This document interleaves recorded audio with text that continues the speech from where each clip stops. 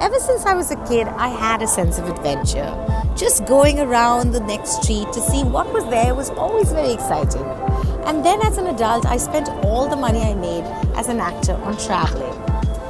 In 2017 November, I decided I was going to quit acting and travel the world. I was going to use my skill to make videos as a currency to take me around the world. It was a dream until it became a reality. Why do I love travel? I'm addicted. Some people get high from drinks, drugs, coffee, running. I get high from exploring.